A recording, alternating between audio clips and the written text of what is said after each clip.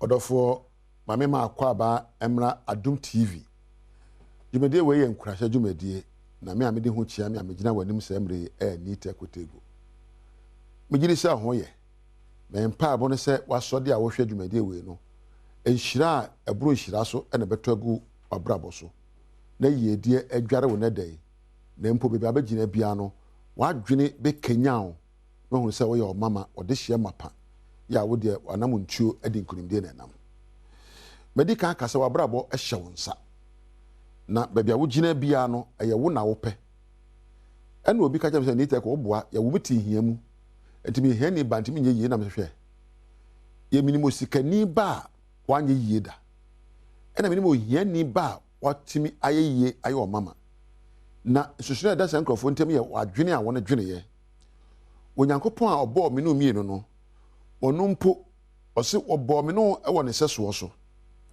Na emra obeye wiase no odi kan adwene ose momma yenye no odwene woni timu o momma yenyo na adwene odwene no eno gina so e de obeyo enti yembebre ena ya adwene aye ohia adwene ya adwene aye empo media meni anigie media me nkoso e ena media abrabo mbeka ho bie sa adwene no ebubu abrabom.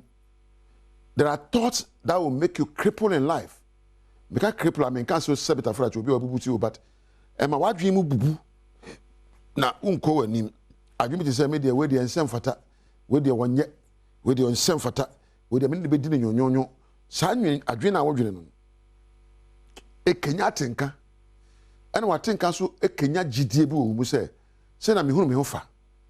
And I did so, and a Kenya empo.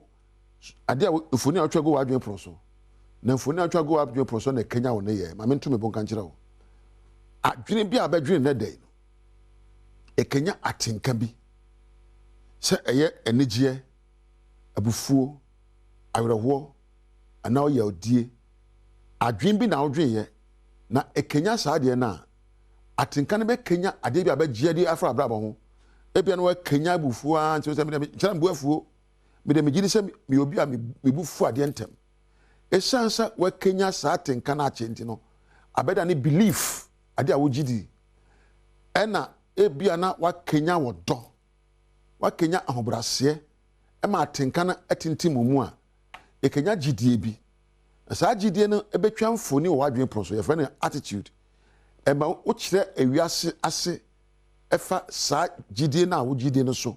So your beliefs inform your attitude. Your beliefs inform the picture you have on your mind about your life and about life. And therefore, the picture you have about you and your life dictates your behavior.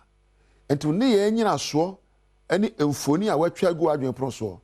Nti abrabo no se enkoyi a enye sika enye ohia enye moa enkoyi a suban nyina so any emfoni a watwa emfoni a watwa e wadwen poso nyina so ne nyama wugidie no nyina so ne atenka a wakanya no ene watenka nyina so ne adwene a wodwene de kura no adwen ene ya ade nyinara se woni obi hia na pe na asem a abadwene no ho e wodi osafata o wodi mama o wodi no yemefe o wodi me kono abeboa mi o wodwene sa adwene na ho na osere na ubie kwan ma obo abrabom ena wo hia obi na ka wo na bi ana ma me kura bi a odi wani hwani ema wotan eba wadwene nti wotan na eba ye no enyina so ya adwene a wodwene ye ena nkenya eba abrabo no eye adwene a wodwene ye nti wiase ade nyina enyina so ene adwene a yadwene asem to wa wo kira se se asem na atomie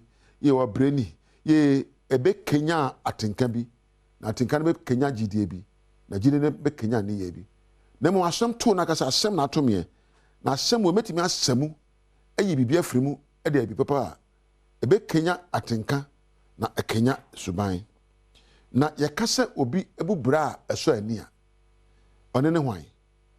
How can you live a fulfilled life? Mema nyoma enan na meja hande. A fulfilled life celebrates the person and God. Obi na babo edimu bia ye obi na ne gina brabo ho na wo bo se onyame na abono na brabo eyi nyankopon aye ani ne obi na brabo edimu obi na brabo edimu ana na brabo nso so akoyie no ayo obi o celebrate no ho simple na brabo to so say e be yie bibi nko say ayeye awie menam kwampa so na nso na no kasa de ayeye nwum ema awurade say nipa no wo say na brabo akoyie to so mienu oyo obi a wafiri esumu na aba han mu meka esumu a esum eya adwene ne kasa woka ena han eya adwene kasa woka esum adwene ene bɔneyɛ etimɔdene entro wɔtan ene empo adwene a ɛma ukon tebia akodi bɔne mu ene esum adwene han adwene ene adwene a ne nyina so Nyankopɔn asɛm ne ntwerɛ konkron mu nsɛm sempo Koran na wokan anasa Bible ana empo ne awotie we no ɛhyɛ nkuran ɛma adwene adwempa a ɔdɔ pepepe yo no koreka ene empo sɛ obetu ho asiwa asom obi saa adwene we ɛyɛ han mu adwene enti obi a wadi mu no ogyae esum adwene eto baabi na wadwene adwempa adwene yɛ pepepe adwene hutwa adwene so ani adwene kenya abrabo ɛma ekenya ne yɛ papa ɔse na baabi amado no de ɛtɔ nine ana meka mienu de ɛtɔ so miɛnsa ɛne adwene a wodwene sɛ bibi bɛka abrabo ho na asombo ama obi. Anyone who is living a very happy life is somebody who has added value to his life, and that value has added value to others. Obi a wadi nkunim, obi a nanegye no, ɛyɛ obi a ɔde bibia ka na brabo ho, na brabo ayɛ mfaso ama no, na brabo akenye obi, na ayɛ mfaso ama obi. Sɛ nipa no na obu bra papa. Meka wo de brabo no sɛ obi mu amie, yenso bi mu e, da bia wo de oyɛ independent. We are dependent. Eba sa wa na enye. Ka kire won say if na da koya I'll be independent. Medwena dwena eba ma me fa hodie. Medwena dwena eba ma me mabrabo anya empo bibia ka mabrabo ho na ekenya obi so abrabo say ye kasa mu, say ye mua mu, say bibia metime de me nsa ayo na empo nipa nya so mfaso. Bibia metime de mano aka na obi nya so mfaso. It means you are adding value eba ma energy brabo mu. Kura no obi a na dwene ema oyeyie ayo obi ohunu Nyankopɔn ekeseye na ohunu ho so no so your mama. Well, a fulfilled life is a life that sees the wholeness of God and sees the wholeness of you too. Obi a na adwene edimu ayo obi a na brabo enhye so ne se ohunu se wo no odimu na onyame so yakeseye. Na ho se Nyankopɔn ekeseye wo dan no. Na me hunu obi a wadan Awurade a adesemo odi nisuo awura ne fie ne mpa so da se wodan omama wodan panimu bia wonda so ne pani no wodan wo bia se wonda so ne dan depa kwoti dan Awurade na dan wa ho se me sefata me sombo ade nyina ba wie payo amame a na gina me so ade nyina ba ko nkunimdie amame a na gina ma adwa madwene so na titire no nyina so ne se me dan Awurade abusua ho na adan no adwen be na wodwene tibia wo mu bia no men nyina tibia no mu nwa adwen no ebia na wodi hia ebia na nkoyie men nyina enom anwene sɔde firi mu na adwen pa na hu sɛ wo kanya ho na hye ho kran a sɛ de tie bia babo be koyie enyina ɔmam nkasa na yɛdio ɛne ekɔ animo. Crisis will always be there, conflict will always occur. Indeed, our actions will bring consequences, but when our thoughts are right, our emotions become right. When our emotions are right, our beliefs are right. When our beliefs are right, our attitude becomes informed with the right beliefs, and it informs right behaviors. What you have in your mind, you produce. What you have in your thoughts becomes you.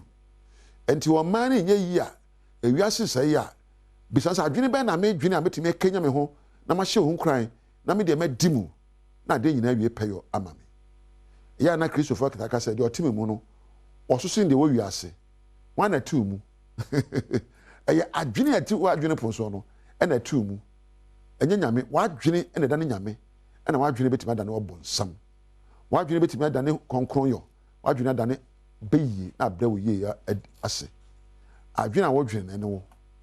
Tina de a junior wodrin ye, na junior for compasso. Abusia.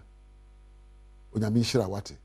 Se wa wa show hon kran because me koi me kan sempa from abrabo ho na ma kan sempa from adwuma ho na me da suban padi na madwene ekenya me madwadwene a hye nkuran a enya abomfi adwene na adwene bi abadwene bi ano ebeso aba ma onyame nhyira o na me nikan enna opani wo be kampedu ase na me na Priscilla na me na empanimfo okura camera Thomas ne nkrofo ekaka ho na me nra MC ne sound fo so ase na okire nyame adom a na adom ye na ehye Adom TV a ye besa de nkurahye dwumede abrewo aha na meja wo me ye wosomfo ni tekotego woni ame